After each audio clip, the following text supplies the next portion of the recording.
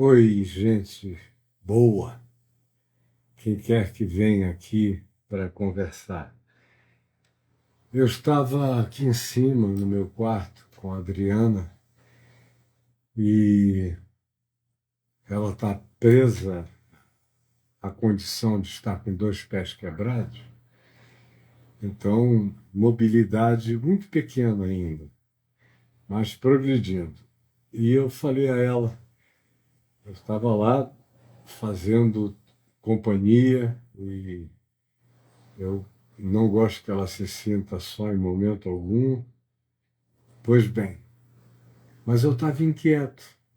E eu falei a ela, meu amor, eu acho que eu vou precisar descer, falar alguma coisa, muito mais por mim mesmo. Não sei nem se tem gente interessada em ouvir o que eu tenho a dizer.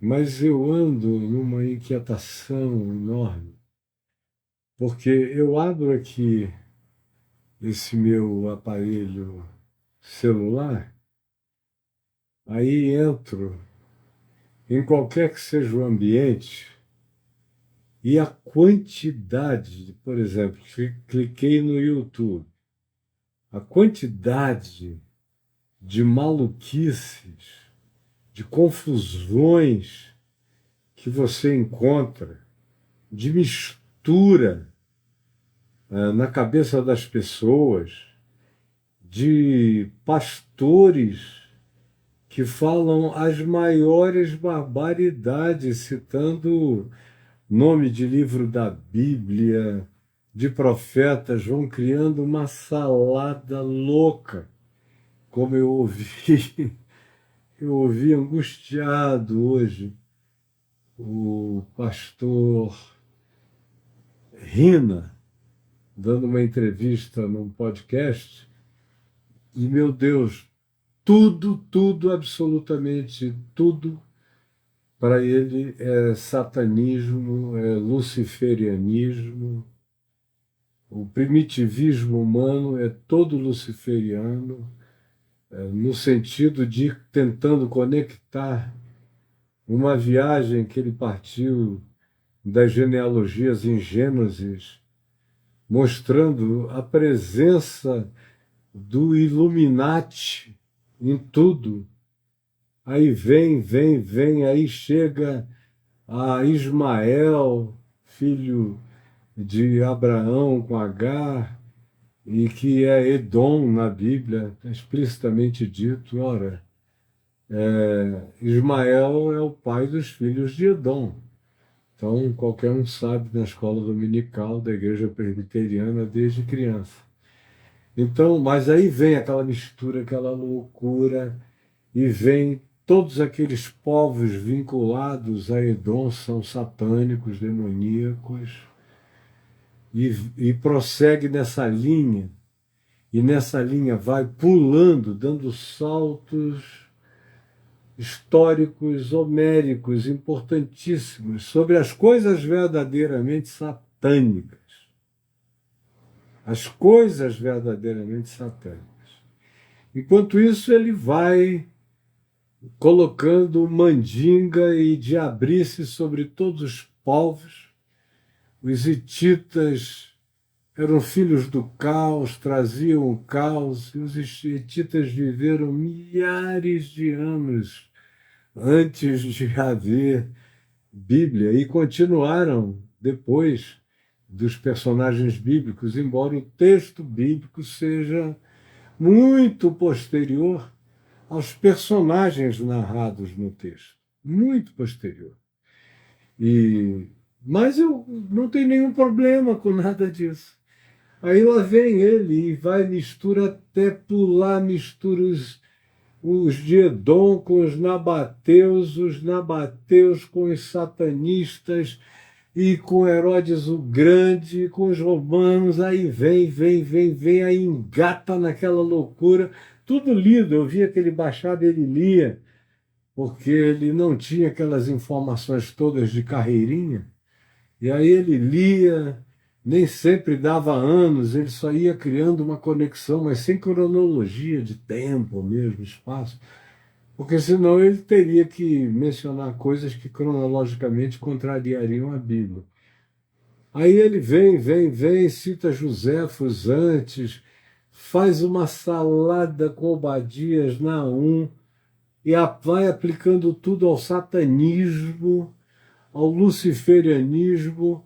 Aí, como eu disse, passa as Cruzadas, que foram uma das obras mais satânicas da Terra, batido, vai embora, não vê nada, aí já se mistura com os principados europeus, aí começam as lendas dos Illuminatis, que vai se misturando com todas as histórias da maçonaria dos Freemasons, que é o nome original europeu, que tem a ver com os marceneiros livres, Freemason.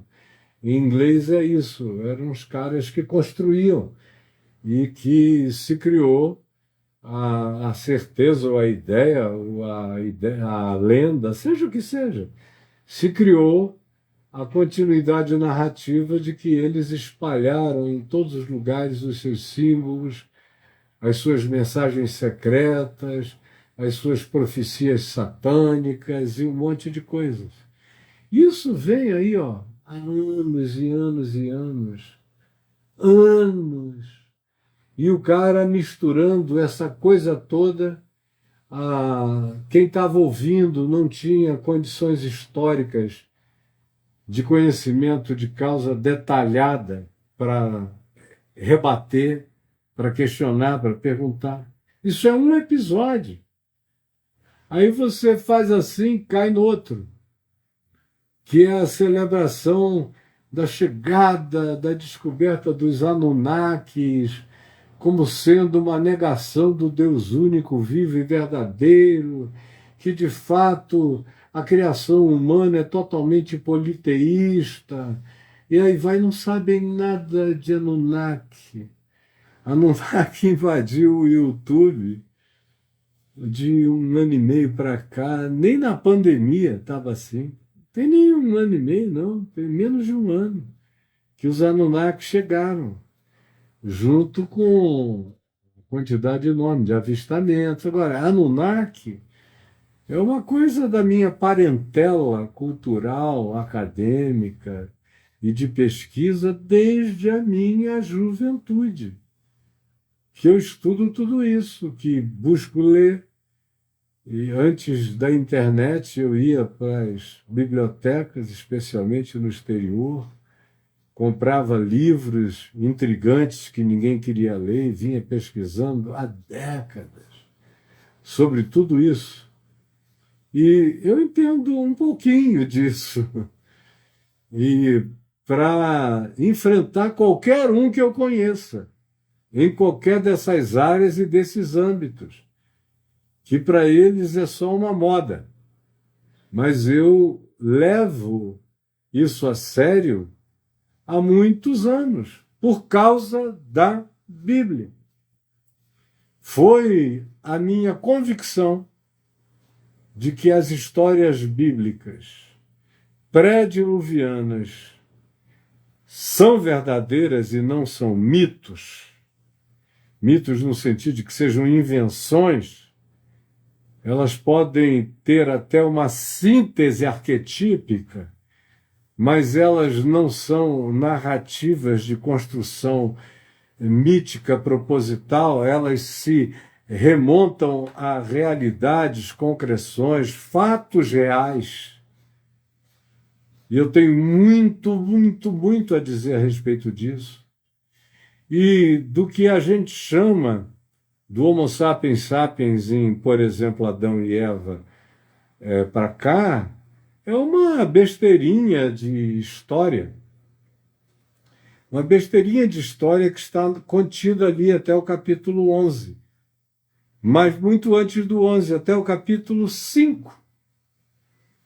Até o capítulo 5, o mundo antigo existiu entre o capítulo 3 e o capítulo 5 de Gênesis. Para você ver como a Bíblia de modo algum queria ser uma narrativa exaustiva, detalhada, ela é uma pílula, é uma síntese.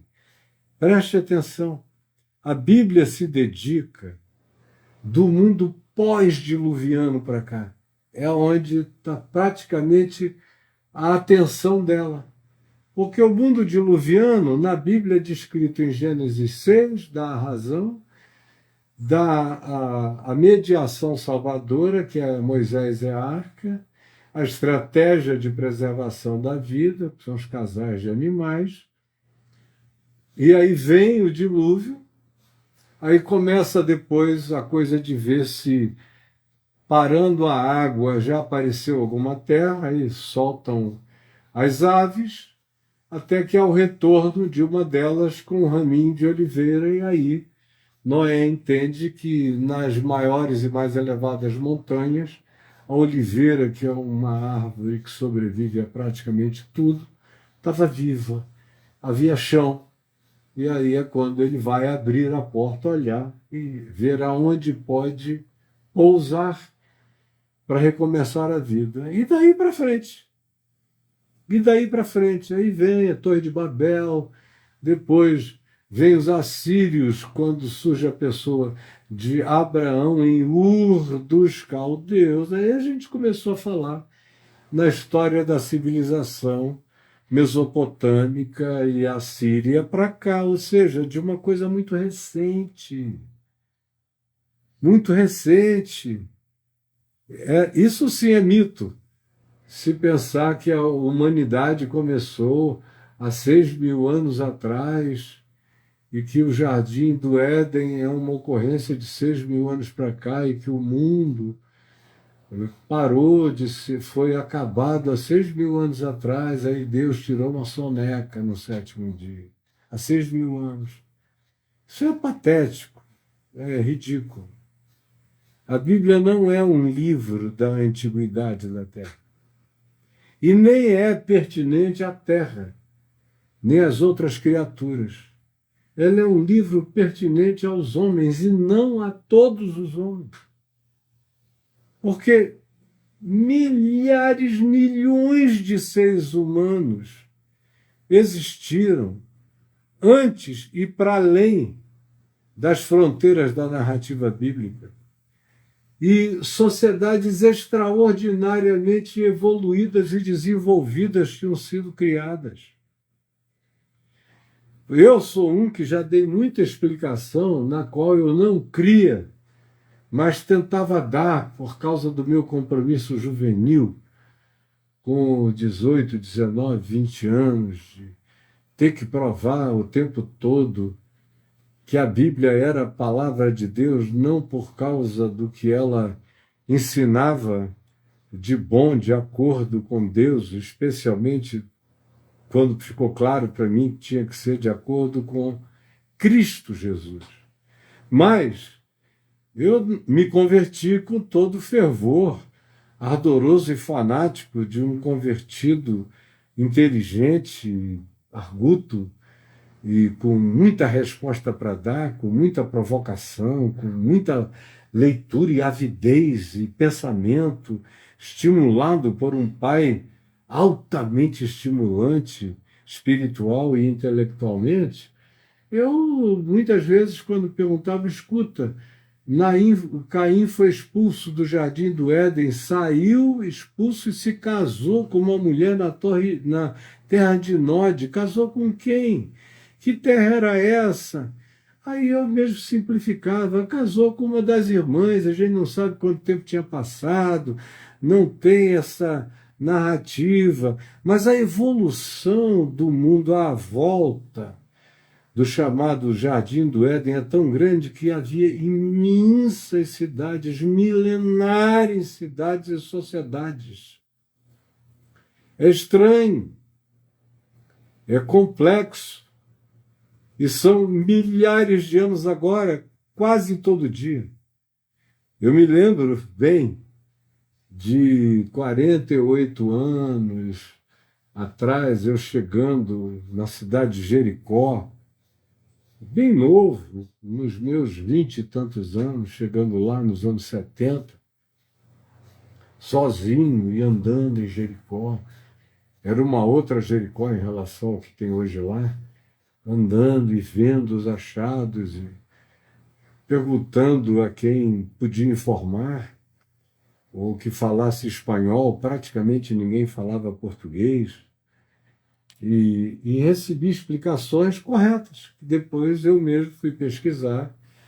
Eu andava com volumes e volumes de dicionários bíblicos pesquisando na mochila durante a viagem, e aí a pessoa veio e me disse, ó, essa pedra aqui é da Jericó mais antiga. E eu sabia que tinham havido várias Jericós em cima da original. Ele falou, essa aqui é a mais antiga e, por incrível que pareça, é a que está melhor preservada. Depois eu vim a ver que esse é um fenômeno não raro na história arqueológica planetária. Por exemplo, se você chegar em Troia, você vai ver que a primeira Troia está mais preservada e mais apresentável do que as últimas. Então, eu me lembro que Jericó era, até então, a mais antiga cidade amuralhada do mundo. E junto com Zoar, no Egito, isso mencionado na própria Bíblia e confirmado pela arqueologia naqueles dias. Hoje, todo dia alguma coisa é desencavada. Todo dia. E você agora, essas datações já mudaram para casa. Eu não estou falando da existência de hominídeos, de Homo erectus, de Cro-Magnus. Não estou me referindo a nada disso. Aí é para paleontologia, bem paleontológica mesmo. Eu estou falando aonde todos os traços civilizatórios já estão presentes e aonde o fenômeno é de natureza histórico-arqueológica, com possibilidade de datações variadas, não só por carbono, mas por várias outras formas e modos de datar, inclusive pela geoastronomia, pelo posicionamento do que há 5, 8, 10, 12 mil anos atrás era um solstício de inverno e de verão, e aí pela variação de lá para cá você calcula exatamente, porque hoje a ciência pode fazer esse cálculo com exatidão milimétrica, em que ano foi edificada aquela construção para que o solstício de inverno e de verão caísse ali. Que período foi aquele? Para trás. E aí você fica vendo coisas de 50 mil anos, 60 mil anos, 40 mil anos, desenvolvidíssimas, extraordinárias.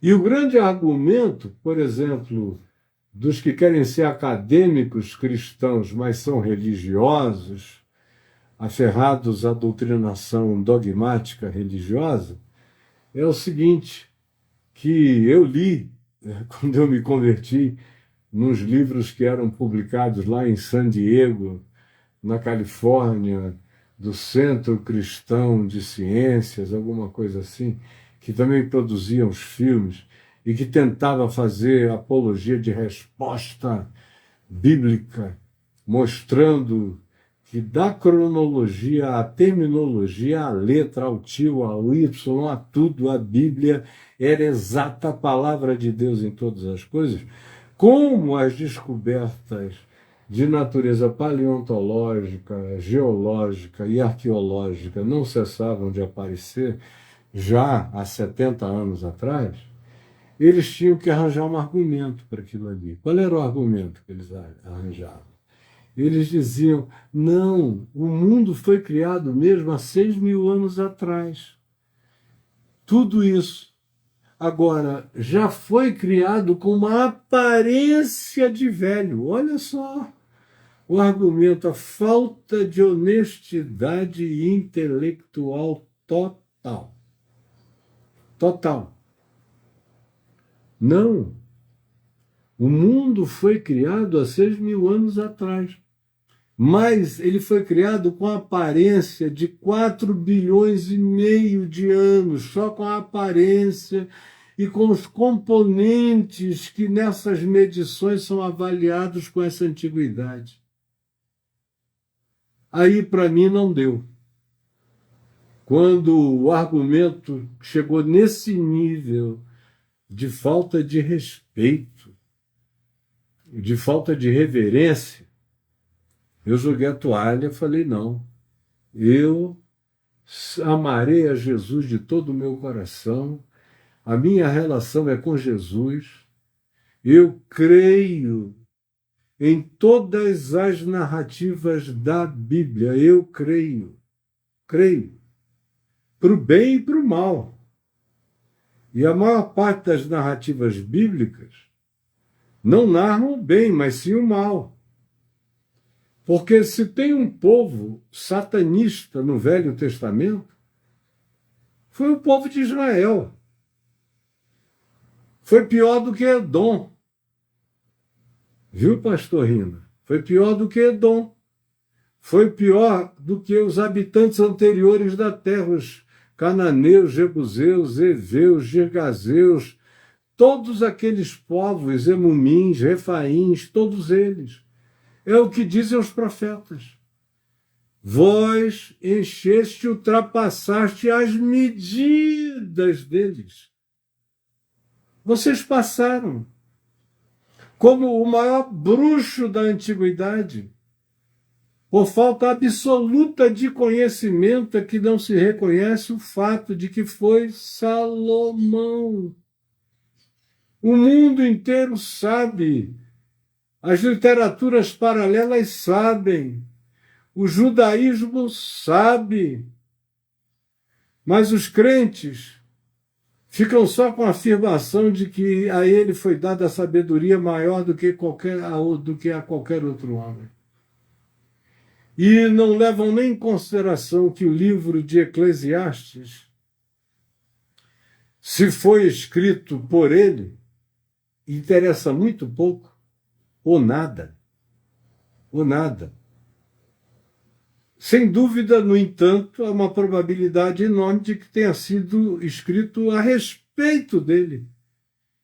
E a respeito do cair em si que lhe acometeu, depois de um tempo já na velhice, antes da partida, quando a soma geral o levou para aquele estado de niilismo filosófico, com pequenos rasgos de esperança em Deus. Mas a Bíblia é tão explícita quando diz que ele se corrompeu com os deuses de todas as nações. Quando a Bíblia fala de deuses das nações, ela não está falando de objeto de pedra, pau, ouro. Isso é só o fabrico do souvenir divino. Bobagem. Ela está falando de deuses mesmo. Ela está falando de Gênesis 6. Ela está falando dos filhos de Deus, dos seres dos céus, ou como dizem os índios Hope nos Estados Unidos, os povos das estrelas, ou como dizem mais de 1.500 culturas humanas, chamando do mesmo jeito os que vieram do céu. O hebraico chama de Benai Elohim, os filhos de Deus, os anjos. Mesma expressão usada lá no livro de Jó. Quando os Benai Elohim se apresentaram diante de Deus, Satã veio junto. Aí começa o dilema de Jó, narrado ali para a gente entender de maneira impressionistamente humana. Pois bem, é só uma questão semântica e narrativa, mas todos os povos estão falando da mesma coisa. E quem foram esses descendentes dos Benai Elohim? Primeiro, quem foram esses Benai Elohim, chamados de os vigilantes em Daniel, e especialmente no texto do livro de Enoque, são chamados de os vigilantes. Quem são eles? Eles vieram e eles ficaram e eles são tratados. A gente lê sobre eles na primeira epístola de Pedro e na epístola de Judas, que eles foram aprisionados e postos em cadeias pela desgraça que promoveram à humanidade durante milênios e milênios antes do dilúvio. Não foram 3, 4 dias, não, foram milênios. É o milênio, são milênios. A paleontologia revela que são milênios, porque é desde o tempo que você encontra os registros mais antigos de adoração a eles, aos Benai Elohim, que são chamados de Anunnaki, na Assíria, que são chamados por outros nomes, dependendo da cultura. Mas há milhares de nomes para designá-los. E de acordo com a adoração que receberam, porque eles eram seres muito infinitamente superiores.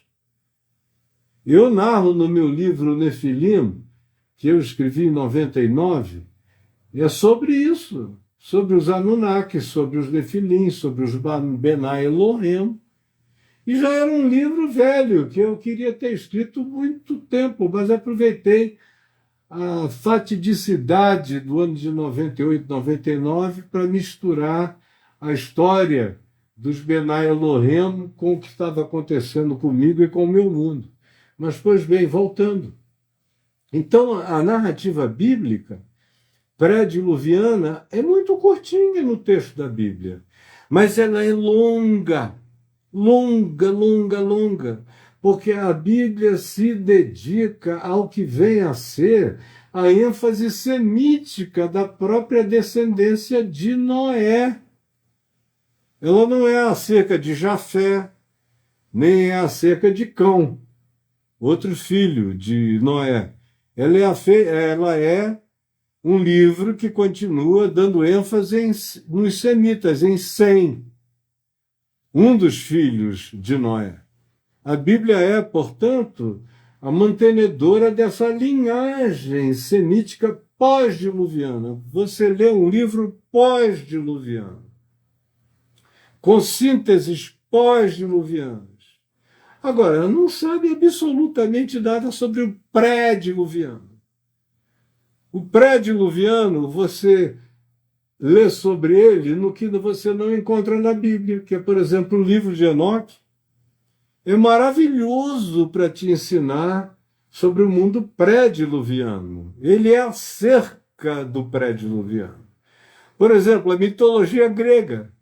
A mitologia grega é perfeita, ela é toda pré-diluviana. Inclusive, a Atlântida, que não é um mito, é só uma das cidades mais importantes mediterrâneas que foram afogadas no dilúvio. Como hoje em dia se encontra uma quantidade enorme de cidades amuralhadas, antiquíssimas, pré-diluvianas, em todos os mares do mundo, inclusive no Mediterrâneo, no Mar do Japão, em todos os lugares. A cidade de Hare Krishna, na Índia, foi achada intacta com milhares e milhares de anos de existência de Krishna. Então, meu Deus, aí eu fico vendo Rina falar, sem nem saber que o maior bruxo, maior do que os que estavam em volta, era o mais sábio de todos. Era Salomão.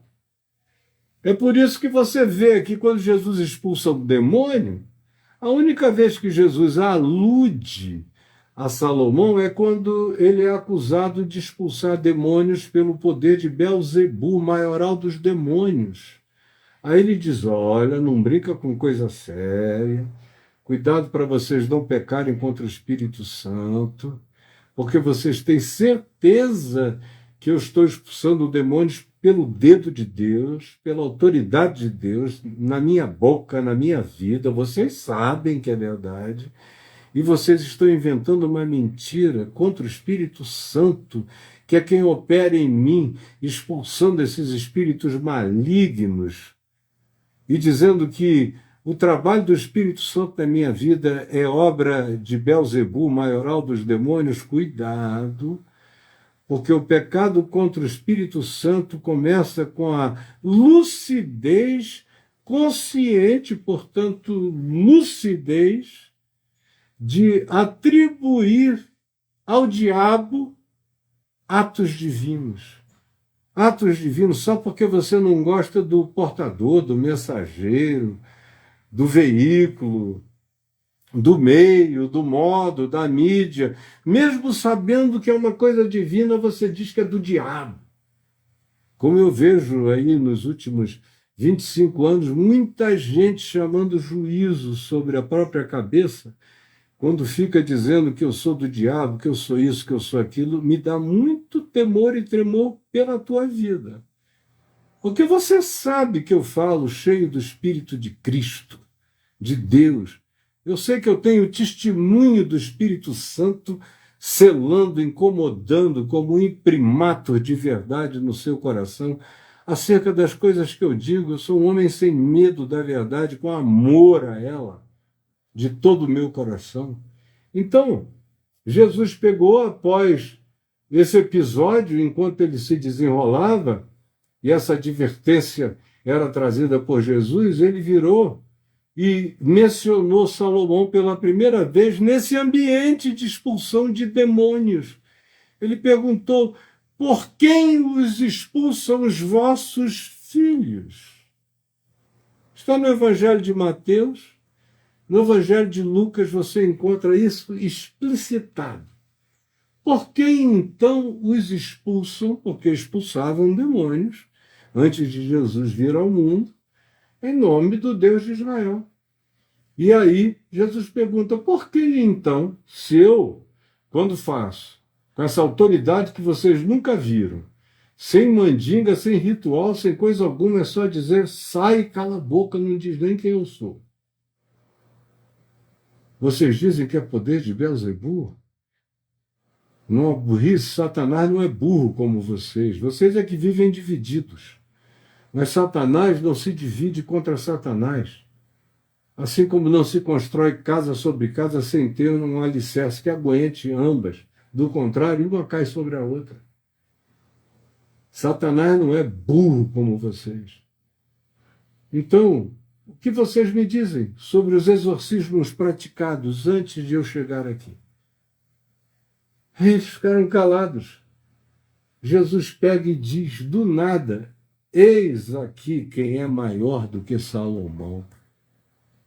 Porque quem era conhecido em Israel por toda a literatura de Israel paralela, dos rabinos, dos místicos, dos meditadores, dos acadêmicos, de todo mundo, como sendo a grande autoridade, o cara que tinha pesquisado, o grande demonólogo, o grande bruxo, o grande feiticeiro, o grande Merlin dos feiticeiros, tinha sido Salomão, porque também era o mais inteligente, o mais sábio, o mais polimorfo, o que tinha se exposto à maior quantidade possível de culturas e das experiências emocionais, afetivas, sexuais com as mulheres das mais variadas nações da Terra, entendendo a partir delas e buscando todo tipo de informação para compreender as coisas profundas das trevas. Foi Salomão. Aí vem Jesus e diz: olha, respeitem. Salomão era só uma criança. Olha aqui quem é maior do que Salomão. Agora não brinquem de sair inventando histórias. Não brinquem disso. Eu fico muito angustiado porque eu fico imaginando a cabeça de vocês. O evangelho puro e simples, a maioria não entende. Aí vocês caem na mão dessa salada. Hoje, eu ouvindo esse pastor da Bola de Neve, coitado, ele não tem a humildade de saber que não sabe nada, né? E ali ainda lendo aquele roteiro que ele levou para lá, para fazer aquela viagem que não conectava coisa com coisa, era uma loucura. E ele só dizia e o entrevistador, ele só dizia e o entrevistador calado. porque não tinha argumento, porque não conhecia aquela história. Então, fica fácil sair dissertando sobre uma coisa que não tem lógica, mas o outro também não tem o que dizer a respeito da ilogicidade, porque não conhece o fato histórico em si, ou a sequência deles. Então, me angustia, esses tempos vão ser muito difíceis, minha gente, muito difíceis.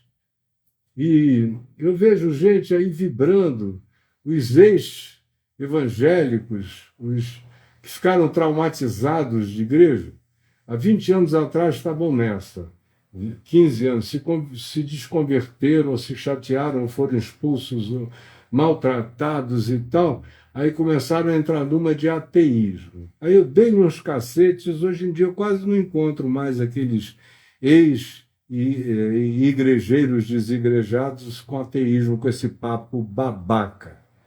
Não encontro mais, acabou. Mas agora está vindo um outro, é o do pseudo-academicismo. Aí o pessoal também não tem uma raiz, não tem uma raiz, não levou uma patada do leão de Judá no meio do peito, entendeu? Não foi atropelado pelo Evangelho, pela palavra, não tem esse carnegão de Cristo. E aí, com base em cursinhos aqui, cursinhos ali, e textinhos ali, textinhos acolá, vão se tornando mestres numa era de confusão. Eu só vejo gente se oferecendo para conduzir vocês. Me siga que eu vou ensinar você a chegar lá. Tome cuidado. O que é que você segue, o que você abraça, o que você admite, o que você acolhe, porque o mestre que você adote pode ser um lobo, ou um ignorante, ou, na melhor das hipóteses, como disse Jesus, um cego guiando outro cego. Tome cuidado, porque a coisa que Jesus mais advertiu sobre uma hora como essa nossa, onde tem de tudo, de guerras por contornos horrorosos, em geopolítica atrelada à ideia religiosa do Apocalipse, que torna as almas excitadas. Aí eu vejo os pozelas da vida querendo marcar a hora da volta de Jesus, e Gog, e Magog, e não sei o quê, bababá, criando uma aflição existencial escatológica, uma quantidade enorme de pessoas. Eu não vejo ninguém feliz. Eu só vejo o pessoal ansioso, angustiado. Será? Não soluciona nada, não pacifica coisa alguma. Trágico, horrível, horrível. E os outros que teriam coisas sóbrias a dizer ficam só tentando defender o Evangelho em relação à teologia da prosperidade, aos coaches, a isso, aquilo. Mas o buraco é infinitamente mais embaixo e vai ficar cada vez pior. Nem começou. Eu estou dizendo a vocês, nem começou. Isso é só o iniciozinho. Eu peço a Deus que me dê vida. Eu gostaria de estar por aqui, porque isso vai ficar um caos. E a maioria vai profetizar falso, vai dizer eis o Cristo falsamente, vai se confundir, como Jesus predisse, que seriam poucos os que iriam discernir. A maioria iria cair na grande loucura e confusão do mundo, a grande expressão de ensandecimento nas regiões celestiais, entre os homens e em todas as camadas dimensionais. Isso só está começando a acontecer e vai crescer absurdamente. Deixa eu parar, eu sei que só me ouviu quem me ouviu, a maioria, quando vê um negócio com quase uma hora, já desiste. Mas eu falo, não me interessa quantos me ouçam. se você entender o que eu disse, são algumas centenas a menos, não seguindo a insanidade. E de olhos bem abertos para a loucura que nos visita todos os dias. Que o Senhor te abençoe. Um grande beijo para você e encha seu coração do Evangelho de Jesus. Ande cheio do Espírito Santo, de fé e de amor. E cuidado com os professores loucos, ensandecidos, desequilibrados, cuja história você nem conhece, mas eu sim. Eu sei de onde eles vêm, alguns deles eu acompanho há 40 anos, e sei que eles viveram a mesma vida o tempo todo, profetizando e errando, profetizando e errando, profetizando e errando, profetizando e errando. Mas você que chega aí, vai bebendo tudo a largos sorvos, sem nenhum discernimento. Essa é a tristeza. Mas que o Senhor seja contigo e seja conosco. Um beijo. Até amanhã. Vejo vocês às 11 horas da manhã. Tchau.